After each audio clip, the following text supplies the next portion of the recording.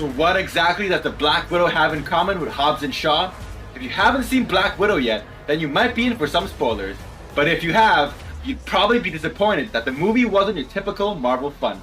Because this time around, instead of relying on heroics, the outstanding part of this movie was actually the back and forth between Yelena and Natasha. As great of a movie this was, it didn't really send Black Widow off as most fans would hope. But instead, it was as much Yelena's movie as it was Natasha's. Which brings us to the question, what exactly does Black Widow and Hobbs and Shaw have in common? They're actually both buddy love movies. Buddy what, you say? You know, the kind of movies like Rush Hour, Lethal Weapon, and of course, The Falcon and Winter Soldier. Run that through your head for a moment, but while you do, there's actually a few ways to write a buddy love movie. Hobbs and Shaw makes an excellent comparison here on this week's Screen Secrets, as we break down the elements of a buddy love storyline. Roll the clips! I'm done running from my past.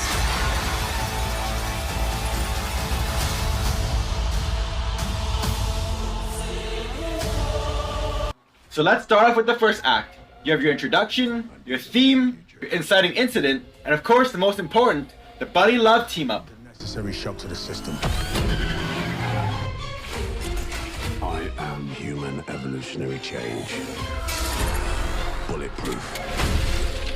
The theme for both Black Widow and Hobbs and Shaw was pretty apparent in the introduction, and that family was going to be huge in the theme. Black Widow, of course, had the backstory of the whole family, with Yelena and Natasha growing up next to each other. While Hobbs and Shaw showed a bit more of each family, with The Rock coaching his daughters, and of course Decker with his sister Hattie. Then comes the inciting incident. In Black Widow, Yelena is set free from the control of the task manager through a red antidote, which she sends to her sister in hopes she will be able to replicate it. And a few crazy action scenes later, they both find themselves in danger. In Hobbs and Shaw, much like Black Widow, an assault for a mysterious snowflake virus brings our two meatheads together. Kinda like Black Widow with the red antidote. If we stand a chance against Brixton, you guys have to work together. No way. This guy's a real ass. Which in both cases leads our hero slash heroine to team up together against something bigger than themselves and get revenge on those who have hurt their themes of family. Then comes Act 2, where you get your B story, then you get your fun and games before leading to the bad guys closing in, and of course, you get your all is lost moment. He renovates houses. You're thinking about moving, but you're gonna wait until the interest rates go down. That's not my story. Most B stories in buddy love movies involve acquiring new teammates that are lovable, but usually play a minor role to not detract from the main premise between our two protagonists. In Black Widow, Act 2 starts off with them busting their dad out of jail. In Hobbs and Shaw, they go find Decker's sister Hattie, which in both movies have the family moments and comic relief, which brings us to the fun and games. The fun and games will usually lead them to a new setting, which in both cases, for some reason, is Russia / Ukraine. I don't think we have enough fuel for St. Petersburg. No, we're good. We'll make it. Okay.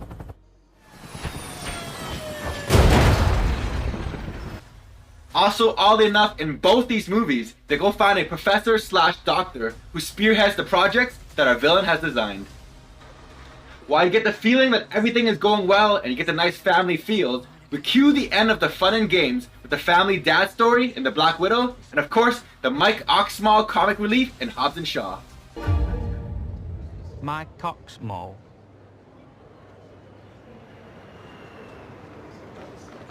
I go by Michael. The bad guys start to close in as the mother betrays them in Black Widow's case, and the professor dies in the case of Hobbs and Shaw. In both scenarios, the stakes are raised as we feel like all is lost, as we could potentially lose a family member, which is either Hattie or Yelena in both respective movies. Which brings us to the third act, which in every buddy love movie, their bond is the true key to beating the bad guy. We start off by gathering the team, setting up a plan, then we take on the bad guy, then the bad guy gets a second life, and of course, we finally beat the bad guy at the end with the climax. If all else fails, that'll be our last stand. How many more of these we gotta do? Let's keep digging, brother.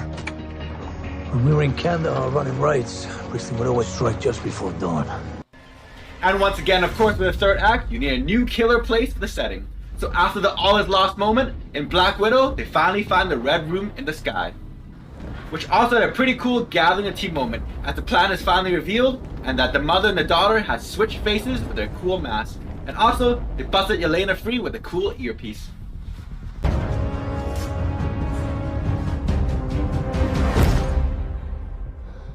Ugh, that was disgusting. Hobbs and Shaw went for a less sneaky approach, as Hobbs brings Shaw and Hattie to Samoa to meet Hobbs' estranged family, who ends up joining them in the fight. In Black Widow, the plan was all done in flashbacks, as we see interaction between Helena and Natasha before they were captured. While in Hobbs and Shaw, the whole thing was done in montages, as we saw the village gather their tools to get ready for a fight. Roads lead home. Back home and I'm trying to stay true, I don't like to change anything. But then comes the high tower surprise, as the bad guys won't get defeated that easily. In Black Widow, the boss's second life was when the task manager had a program where he couldn't be attacked by subordinates, using endorphins. Meanwhile, in Hobbs and Shaw, when you thought it was all over, Brixton takes Hattie via helicopter. While both these scenarios make you think like the bad guys won, in reality, it actually sets up the team for the greatest scene in the movie, the climax. The climax puts the buddy in buddy love, which in this case is either estranged family or enemies who become friends. In Black Widow, Yelena saves Natasha from an onslaught of Black Widows, and in return, Natasha saves Yelena from falling to death in a sister moment of the year.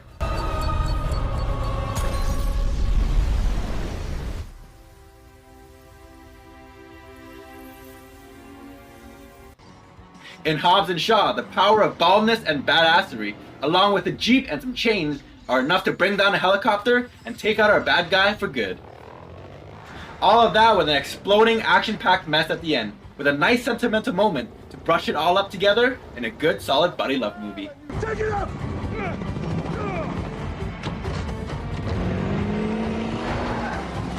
So there you have it, a beat-for-beat comparison of two buddy love movies who share so many plot lines that you can't help but think that Hollywood is conspiring to do something good and bring back the meaning of family.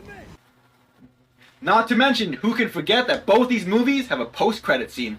I won't say much, except that it's all about revenge, a Hawkeye, and a huge anus.